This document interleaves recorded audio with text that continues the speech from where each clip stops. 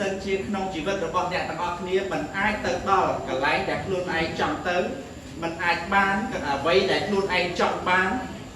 តើជីវិតនឹងទៅជាបែបណា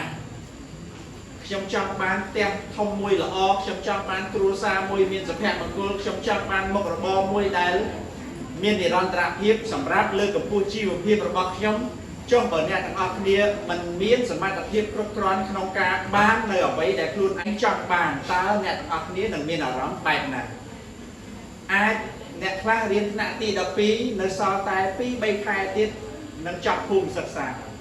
អ្នកខ្លះថ្នាក់ទី11ថ្នាក់ទី10នៅសល់1ឆ្នាំ2ឆ្នាំទៀតអ្នកទាំងអស់គ្នានឹងត្រូវចាកចេញពីសាលារៀនឆ្ពោះទៅកាន់សាលាជីវិតដែលអ្នកទាំងអស់គ្នាត្រូវចាប់ផ្ដើម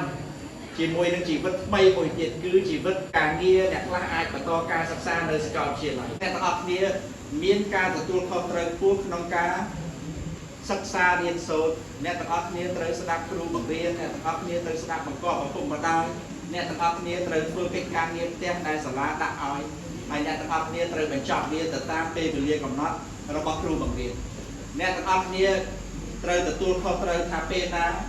ដែលត្រូវបិទទូរទស្សន៍ពេលណាដែលត្រូវទុកទូរស័ព្ទដើម្បីអានសៀវភៅពេលណាដែលអ្នកទាំងអស់គ្នាត្រូវ